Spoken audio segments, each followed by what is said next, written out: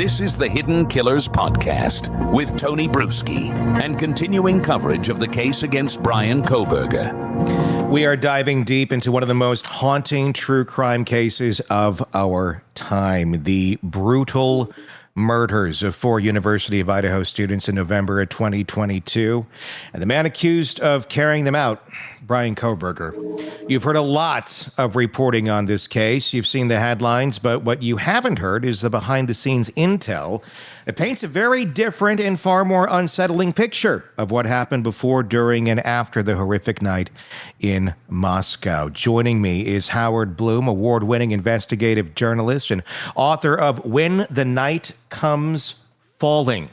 It's one of the most compelling true crime books written in recent memory, and this just isn't a retelling. It's a full-on excavation of the psychological collapse, the botched interagency power struggles, and the strange telling moments that may hold the key to understanding who Bryan Kohberger really is. And perhaps nothing captures that unraveling more than the moment Howard exclusively uncovered a 6 a.m. phone call just hours after the murders from Bryan Kohberger to his father, a call that hadn't been made public until now. Howard, first off, I want to thank you for being here. Let's start with that moment. What do you know about that 6 a.m. phone call, and why is it such a critical and chilling detail in this case? First, we should remember that Kohberger, and now we can say Kohberger, not the alleged killer, Kohberger left the house on King Road at 4:20 in the morning. Now, at 5:54 in the morning, less than 2 hours later, he is, according to Dateline, which first broke this story, he's making a call to a phone registered to his father, Michael Kohberger. Mm-hmm. That is, again, just 2 hours after the murder, approximately. What was said, only Bryan Kohberger and to whomever he spoke with, only they know what was said. However, my reporting has revealed that he was largely talking on that conversation with his mother, Marianne Kohberger. And this becomes significant when we look to the evolution of the plea deal. Early on, I've been told that Ann Taylor, Kohberger's legal aid lawyer, was realizing, oh my gosh, my client really is guilty. And even worse, I'm not going to be able to raise reasonable doubt in a jury. And my client is going to have to face the long guns of a firing squad. And that scared her.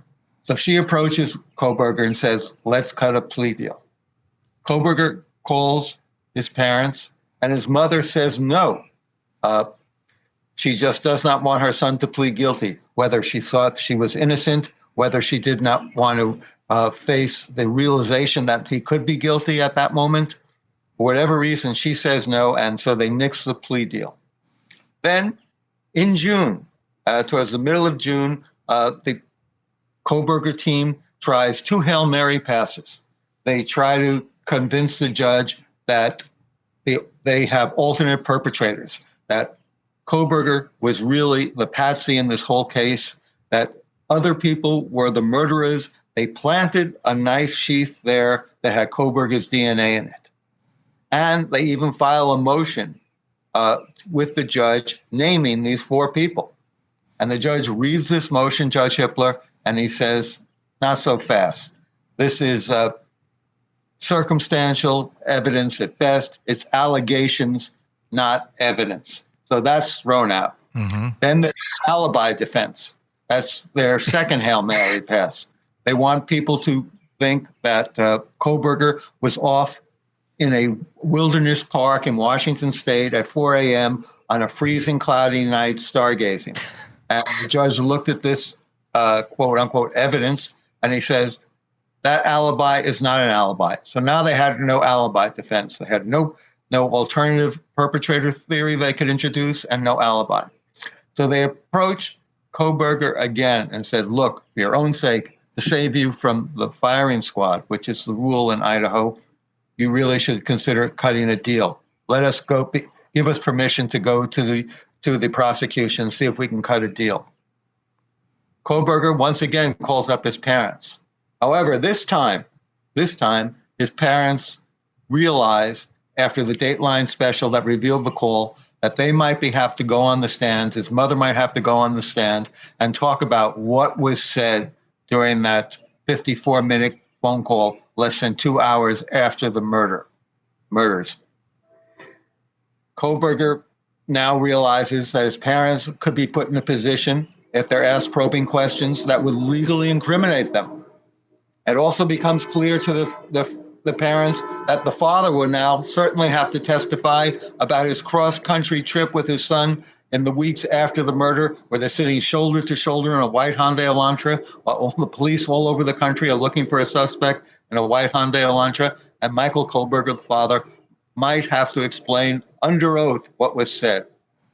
So when Kohberger realizes that not only has he ruined his parents' life, but he might put them in legal jeopardy, he feels a sense of something akin to remorse.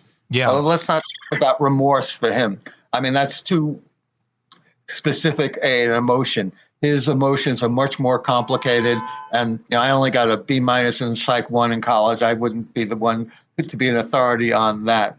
But he decides that he owes his parents a duty to try to prevent them, to put them from putting themselves on the stand and incriminating themselves. And also, at the same time, he'll be able to save his own life, live out his future in prison, where he'll be able to scheme and dream. So he then tells Ann Taylor, okay, see if you can get me a deal. Ann Taylor goes to the prosecution, to Bill Thompson, who's leading the case. And Thompson, for reasons that befuddle me, leave me completely baffled, agrees. He's holding all the cards. Now, it's never a sure thing. Any veteran prosecutor will tell you that you're going to win. You're always rolling the dice when you go into the courtroom. However, he was holding all the cards. And what I believe happened is that Thompson just lost the appetite for the fight. Yeah. He said enough already. He was ready to go fishing. And when you think about it, all the powers that be in Idaho from the very beginning have been so ready, so eager to move on. I mean, first you had Judge, the original judge in the case. And Judge said, all right, take the case up north to Boise. Let's get rid of it. And as soon as they did, he retired from the bench. He didn't want to follow the case there. He had had enough. Then there was Chief Fry, who had ran the investigation. He appeared on the news the night of the arrest, teary-eyed. But then in the aftermath, he retired from the police department. He quit. He had enough at working for Moscow. He's now working for a Washington State Police Department. Then there was even Judge Hippler. On this first day that he comes to the court, he's taking over this case. He begins by addressing everyone, saying, I'd like to tell you I'm happy to be here, but why begin with a falsehood? And, most tellingly at all, you have the University of Idaho authorities. They couldn't wait to tear down the murder house. They wanted to demolish it, make believe it would go away. The people would stop thinking about it. Out of sight, out of mind. And I think that's been the mindset of the honorable men who've been running the state of Idaho, making these decisions about how the case would proceed forward. I want to go to Robin here in a second, but I want to ask you one more quick question. Robin Dreek, retired FBI Special Agent, Chief of the Counterintelligence Behavioral Analysis Unit, with us as well. I didn't introduce you at the very beginning, but I want to ask you one quick question before I go to you, Robin, on this. Do you think, Howard, that there was incriminating things said on that phone call with the parents? Maybe not necessarily, hey, I killed a bunch of kids today, but maybe if they look back on it retrospectively, there might have been some little nuggets that would have made them raise their eyebrows. From what I've been able to ascertain, the parents came off that phone call and began to think, oh my gosh, what is going on? Something is wrong with our son. Then later, when they found out about the murders in the aftermath, they saw his strange behavior when he came home for Christmas, packing his garbage in plastic bags to conceal the DNA, his obsessively cleaning his car. They began to, in their minds, begin to put two and two together. And yet they still were reluctant, as I guess any parent might be, to confront the reality that my child, is a monster. Yeah, I can't imagine. Robin? Yeah, Howard, thank you so much for, as we said before we even started, for everything you've done and the deep dive and depth of field you have on this case. You started right out from the get-go of identifying a massive behavior spike right after the murders. And that's what that phone call was, whether it's to his mom or dad, that early in the morning, because all of us have these arcs. I call them behavior arcs. And behavior arcs become extremely predictable for people's behavior, past, present, and future, unless there's something that happens that causes a major deviation. And from the way you laid it out, it sounds like that phone call early in the morning was a massive deviation from what he normally did, regardless of that content of their conversation. That was a deviation and something caused it. And then you had all these other data points and deviations in his behavior that his parents are picking up. Notably, you did say, parent of two adult children as well, we want to assume the best. We don't want to we want to turn a blind eye. What do you think kept them so staunch in that he's innocent, even like you're saying, even when the mother was battling to say he's innocent, when all the data points were just lining up against him?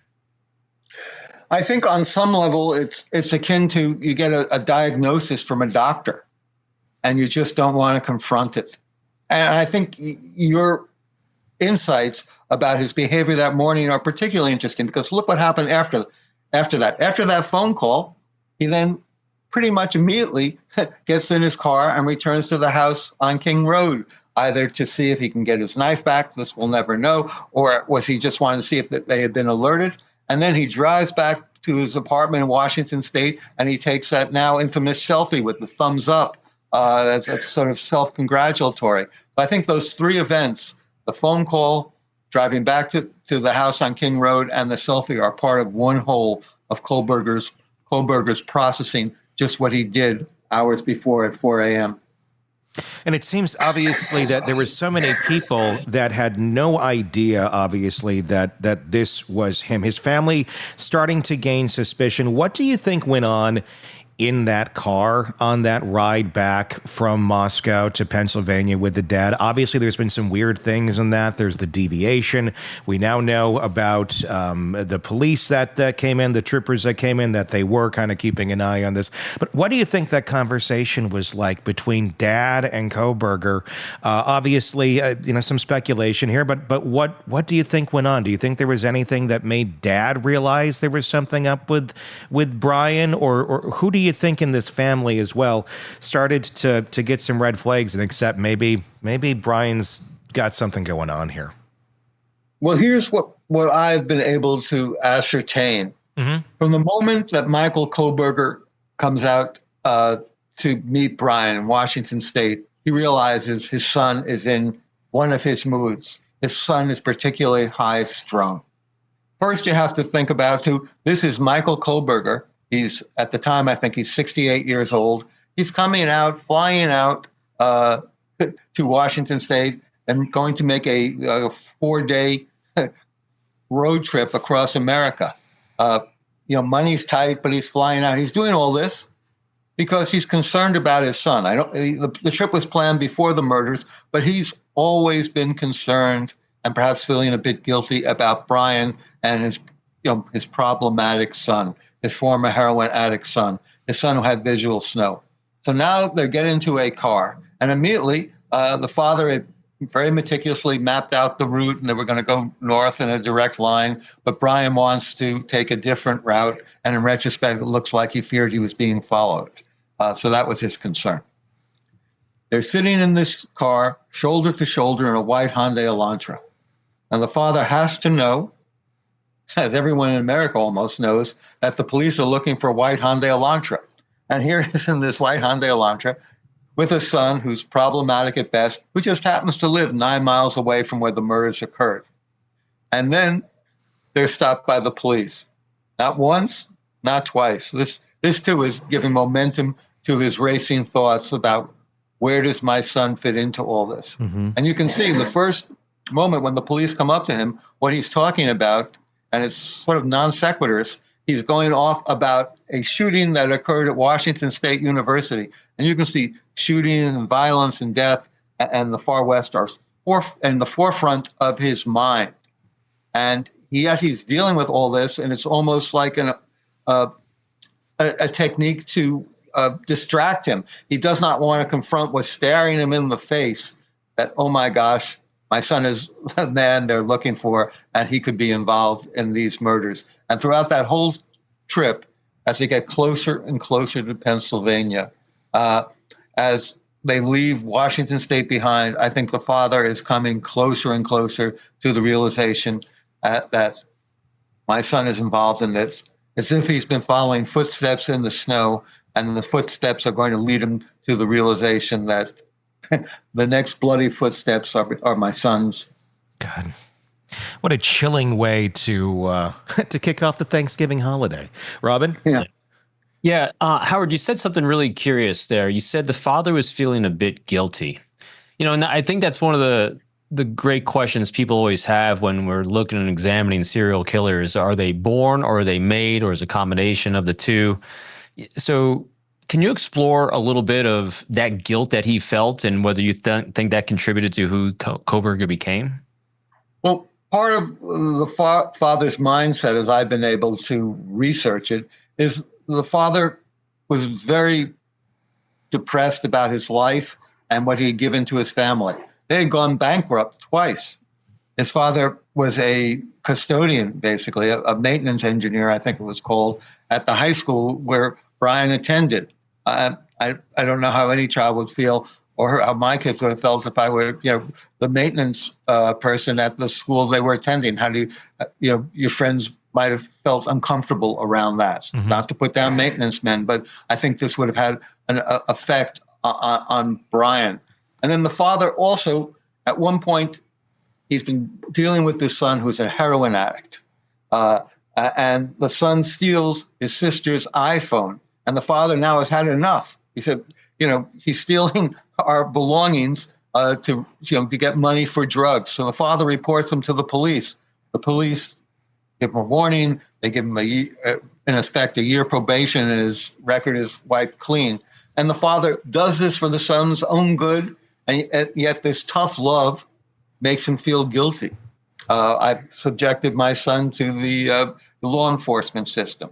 And yet, at the same time, the father grows to have respect for his son, because look at what Bryan does.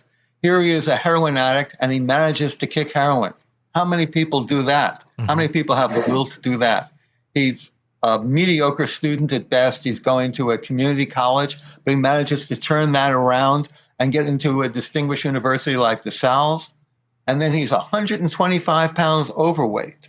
And yet he manages to lose the weight, to work out, to do boxing, to turn his body into a fortress, to become a vegan. And now his father is bursting with pride. There's my son, who's going to be Professor Dr. Bryan Kohberger.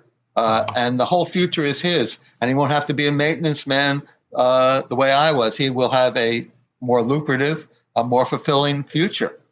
However, at the same time, as soon as he goes out to Washington State to see his son, the father's worst fear are coming to fruition before his eyes. See that his son, despite all his recent successes, despite all his accomplishments, the son cannot go beyond who he intrinsically is. Biology is in some ways destiny. And his son is going to be this very problematic, very clearly dangerous person. And the father has seen his rage. The father has seen his moments of acting in bizarre behavior. And as soon as he gets there, he can gauge this mood, and he says to himself, fasten my seatbelt for the ride back across country. This is going to be a bumpy ride.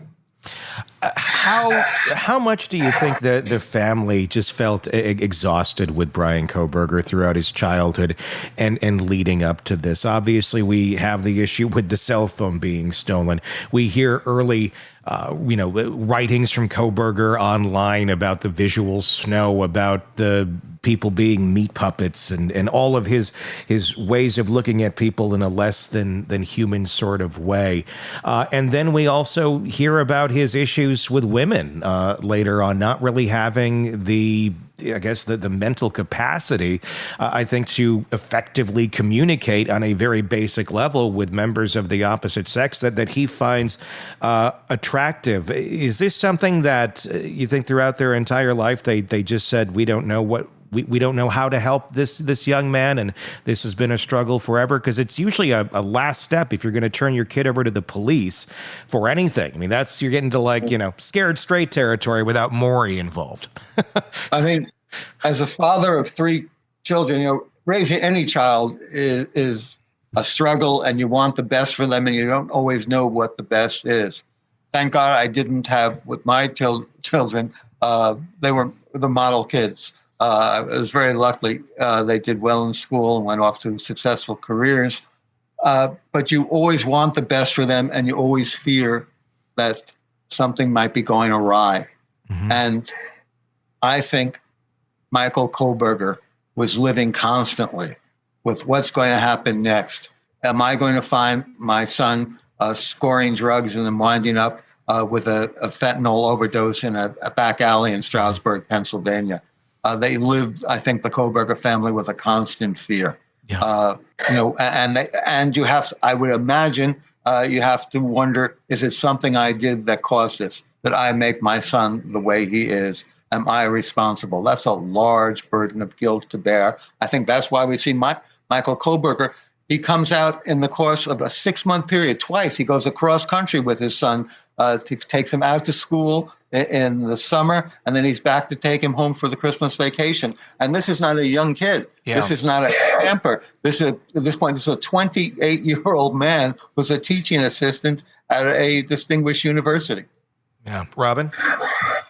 Yeah, Howard, the path of serial killers, or at least multiple murder individuals, it never goes from 0 to 100 from anyone. It's an escalation. And you had said something that made me really curious, because we didn't really have any of this highlighted during any of the leakage of the case or anything we knew about it. Was anything Bryan did prior that was violent or rage induced. But you said his dad had seen his rage. I know we have a lot to cover, but I'm just curious, what stuff did his father see, or the family see, that showed that this was an arc and an escalation on his path of rage?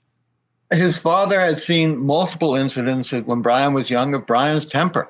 Bryan's friends had seen his temper. He liked to roughhouse with them and be a bully in some ways. The father basically didn't know what to expect next. As it was explained to me, he vacillated between feeling, angry at his son for being so quote unquote different, and also guilty for that maybe the father was responsible for these differences. It's a very difficult position for the father to be in. And then he has to confront what is just the most unimaginable hell. I have produced a murderer, someone who is capable of murdering 4 people. And it's almost like a Greek drama, because it's the father's DNA which is able to make the link to the son. And while the father does not want to confront this, he can't articulate the words. He doesn't have to, fate is working to move things forward inexorably. It's the father's DNA which does make the connection after all. Quick follow-up, and I'm so sorry, Tony. We've talked about this before. Howard, did Bryan know his dad's DNA was in that database? I don't think so. I don't think so at all. I don't think he had gone so far. No, I think they were all taken by surprise. Yeah. Okay. Sorry, Tony. Go ahead. No, you're fine. I want to ask about the angle on that a lot of people, including us, have been speculating on, as it ties to who you believe is the primary target, Howard, Madison Mogen, but connecting that to the incel ideology that we've spoken of in the past. Obviously, there's a lot of degrees of the incel ideology. Some will argue, you need to be part of this community. I kind of feel you can just have the mindset. It doesn't really matter if you're in the community or not. Do you believe Kohberger was in that mindset, that incel mindset of? Well, I'm no psychologist. Sure. I think the term has lots of specific meanings. what I see is that Kohberger saw himself as an outsider. I think he very much wanted to be part of the group of young kids that were hanging out at the King Road house. He would have liked to have been like them. He would have liked to have been exuberant, good-looking, playful. He would have liked to have been part of a crowd. And yet he was a loner, and he found their fun, the way they were able to navigate through life without any apparent problems, without the internal torture that he was going through. He saw that as a constant rebuke to who he was and to what his fate was. So ultimately, because of that, he decided, I can't let the object of his fascination, Maddie Mogen, live in the world if I'm not going to be part of it. So for my survival, I have to get rid of her to ensure my own continued ability to exist in the world as I'm living. How do you believe his initial fascination, his initial even awareness that Maddie Mogen existed, began? Where did that all stem from? Well, for the record, there's no proof that he followed any of these young victims on Facebook. There's no proof that he ever spoke to Maddie when he went to the Mad Greek restaurant in downtown Moscow. What I believe, and I think we'll find that maybe there was some interaction between Maddie and Kohberger, but it wouldn't take much to set off a spark in him. He was someone, as we said, who obsessions become easily. A heroin addict able to kick heroin. A poor student able to become a graduate student going for his PhD. Grossly obese and able to lose 125 pounds and turn his body into a fortress. He went from swings and swings, this obsessive behavior, and something about Maddie, something he saw in her, lighted a fuse, a dangerous fuse in him. Her blonde good looks, her exuberance, her joviality, and he did not want her to exist in this world. He felt her presence was a constant rebuke to the sort of isolation, to his internment in his own psychosis. Was the invasion of the home invasion there that night, where he goes in and eventually kills all four of these people, for someone who seemingly really planned this thing out, was he not extremely rolling the dice by entering that home and then finding all these people in there? Was that an oversight on his part, or do you think that was something he might have been prepared for and was ready to deal with? I think it didn't enter into his thoughts at that moment. I mean, let's go back to that night. Yeah. He circles the house not once, not twice, but 3 different times. Each of those 3 times, he drives off and yet returns like a magnet. Many people have said he was stalking the house that night. I don't think that was the case. I think he was trying to work up the will, become the monster he wanted to become. He finally parks the car, turns off the ignition. I think it took, the strength or Hercules for him to turn off that ignition and to walk down this sort of icy slope with the knife in his hand and enter the kitchen door. I think if he had been thinking clearly, if he had been focused on what was happening that night, he would have seen the row of cars in front. That immediately signals that there are, 4 or 5 people there. He would have seen the dash driver, and he would have, dismissed his plan, come back another night. I don't think he focused at all on the dash driver, on the cars in front. I think he was locked up in his own armory of hate. He was fixated on finding the will to become this person he envisioned himself becoming and going for his one target, who lived up on the 3rd floor. Maddie Mogen. If he wanted other targets or just any old random target in the house, the bedrooms that he passed by on the 2nd floor, he could have gone into any of them. But he goes directly, as it seems, into Maddie's room. And then when he enters the room, all his previous plans fall apart, because not only is Maddie there, but Kaylee is there too. And now he has to deal with 2 young women. Kaylee is fighting back, as her father says, like a tiger. He literally busts her face with his fists, viciously, horrifically. And in all this confusion and in this rage, he leaves the knife sheath behind, and that's what ultimately does him in. Kaylee's fighting back and is leaving the knife sheath behind. Robin? Yeah, Howard, that's right.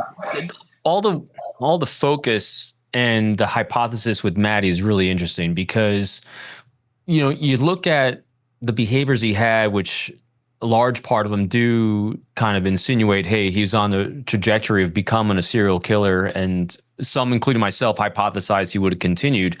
But at the same time, though, there's other data points that are saying maybe not. So based on the fact that you think he was vengeful against Maddie about her existence because she's everything he's not, do you think he would have killed again if he took out her, or would he find another place to place that kind of rage and resent on someone else? Because a lot of times they're fantasizing, serial killer will fantasize about what they're doing, the individual, keep trophies, and this again, there's elements of this that are just a little off from that. So what are your thoughts?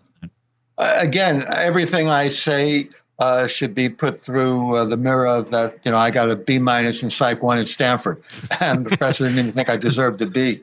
But you got reps. But I think he had transformed himself that night. I think he had become the thumbs up picture. That was the new man he wanted to be. I think the thumbs up picture showed he was proud and enjoyed this transformation.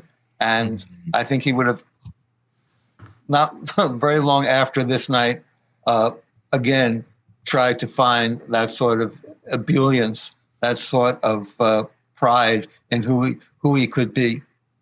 And he would have killed again.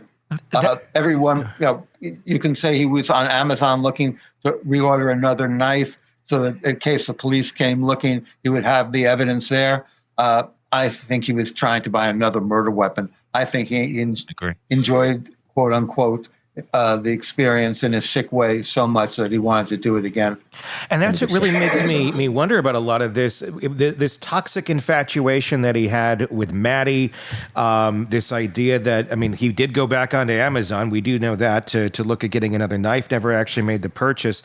One of the things I wondered about very early on in this was, is this a crime where it was, okay, he's going to take the advantage of having an intoxic infatuation about some woman, Maddie Mogen is who it turned out to be, but he was also going to use that in a way to learn, in a way to study how killers function, in a way to be the best that he could possibly be. And then one day maybe stop, or maybe keep going, but be in the shadows because he wouldn't get caught in his mind. But was it because at some day he wanted to teach about this, or he wanted to be taught about, or maybe a little bit of both, where he's the only one wiser to who everyone's teaching about while he's in the very same room? You raise some very interesting questions, and I've tried to answer them a bit in my own mind. Mm-hmm. And I keep on going back to when Kohberger was a graduate student at DeSalle. He sent out a questionnaire to convicts in prison, trying to figure out what they were thinking, how did they commit the crime, how did they get there, how did they get away. I think he was trying to learn, and he would have all those questions on that questionnaire, he would have asked himself and did ask himself after the murders had occurred, and they would have informed him to how to proceed next time. I bet next time he would have made a plan in his head not to leave a knife sheath behind. That he knew was his mistake. He also later learned on it they were looking for a white Hyundai Elantra, so maybe you don't use your own car. Maybe you try to walk to the victim's house, or you look for surveillance cameras. But I think he was learning. I think he was also trying to, on another level, he had studied forensic psychology with Dr. Katherine Ramsland. Mm-hmm. Dr. Katherine Ramsland was his advisor at DeSalle University for the 4 years he was there as an undergraduate, and also for his graduate program, his master's degree. I think he had a strange relationship with her. He wanted to, I believe, impress her, to show her that he had learned. He was very, admired the fact that she had actually gone into the belly of the beast. She'd gone into prisons to interview suspects. He wanted to do something more. He wanted to become the beast. And this is what he'd become. And in a way, in a strange, twisted way, somewhat akin to the way John Hinckley had tried to assassinate President Reagan or Jodie Foster, who he had never met. Kohberger's crime was in his sort of homoerotic homage to Dr. Ramsland. Again, that's my theory. Mm-hmm. It's entirely speculative, but I think it might be worth looking into. Robin? Yeah. When you first came out with that, Howard, we really took a good deep dive on this one. Tony and I did, because it was a really interesting observation. And it's kind of goes to what I was telling you before, is that, someone that has your reps with this kind of focus and all the data points you're bringing in, observations are not meaningless. And so I kind of took that as him trying to impress her it's an emotion. And so it's him being devoid of emotion. He's incapable of it. Right. But you said something that was really interesting right there. You said, become the beast. And so I was curious, if you agreed or not. Do you think part of his goal, because I think there's multiple motivations he's having here. People are always looking for motives, and I don't think it's ever clear with just one. I think there's multiple things he's getting from this. Do you think his plan A was to maybe study these murders side by side with Dr. Ramsland, and plan B with since plan A didn't work out, he will become the subject of the investigations that'll be done by Ramsland and others? Well, if you want to make a plan C, I think his ambition someday would have been to have written a book about himself, about the Idaho student murders, and he would have given, as a forensic psychologist, he would have given his thoughts. As for Dr. Ramsland, they have an interesting symbiotic relationship, in the sense, when I first wrote about her, I pointed out that she had called the Kohberger family just a couple of days after he'd been arrested. Kohberger had only been in Pennsylvania for 4 days. She says it wasn't directly afterwards, but there was only a 4-day period. So it's a very small time span where she reached them.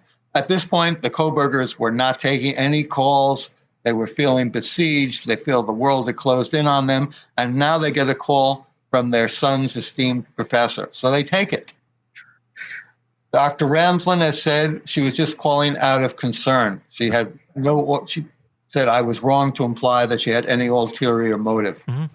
Okay, fine. Did I get that wrong? Perhaps. But people and she also said quite specifically that I was wrong when she said that she had acted as an advisor to the family.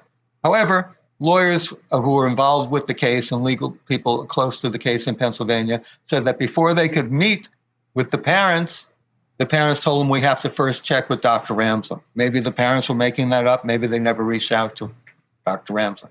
However, in her most recent interview, Dr. Ramsland was asked, would you like to write about Bryan Kohberger someday? Would you like to see him in prison?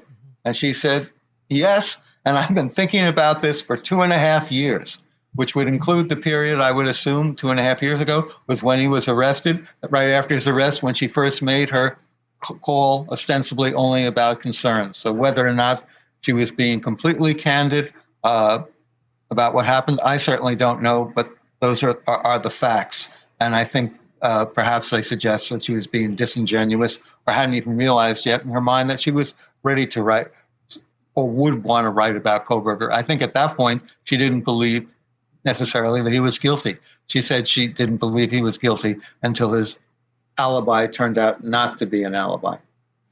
Do you think we're going to see, I mean, obviously we're going to see a lot of books. Obviously you have one of the best and one of the first that's been out there, When the Night Comes Falling.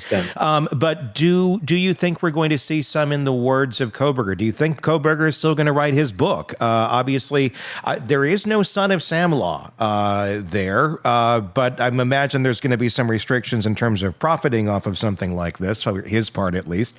I'm sure Katherine will probably see a book from at some point on this topic. topic. But do you think we're going to see something in Kohberger's own words explaining this, or do you think we're ever going to hear Kohberger come out and reveal exactly what he did and why he did it?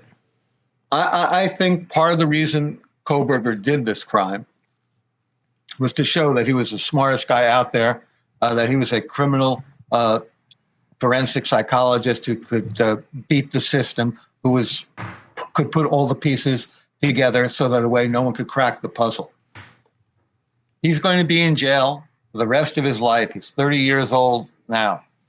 I think he's going to get pretty soon bored, and he's going to be at some point thinking, well, maybe I should do something. And I think people are going to be knocking on his door. I think clanking on his cell door. Mm-hmm. They're going to want to talk to him. And I think out of sheer boredom, for no other reason, he will say, sure, let's talk. Let's try to make something happen. I think he will reach out to Dr. Ramsland. I think there will be some collaboration between them. Dr. Ramsland has said that at this moment, she is only writing a chapter in her memoir about her student, Bryan Kohberger. That's all she's said she's writing now. Perhaps there will someday be more. Will it be the real story that Bryan will tell? Who knows? Yeah. I think he will want to get one version, probably a self-aggrandizing version of the truth out there. And that's sort of the problem with this recent court plea deal. The allocution is very vague. He has to say something, I imagine, on the July 23rd when he has to appear before Judge Hippler and answer a few questions. I think there'll be terse, vague answers. We won't get the specifics or the follow-ups that are necessary. And it'll be interesting to see how Judge Hippler deals with this. Will he say, okay, fine, let's move on, or say perhaps, whoa, wait a minute, we need answers. These families need answers. The taxpayers of the state of Idaho, who have so far contributed more than $3.6 million to this case, they need answers too for all the money and time that's been put in. Robin? Howard, every time we listen to this in this plea deal, it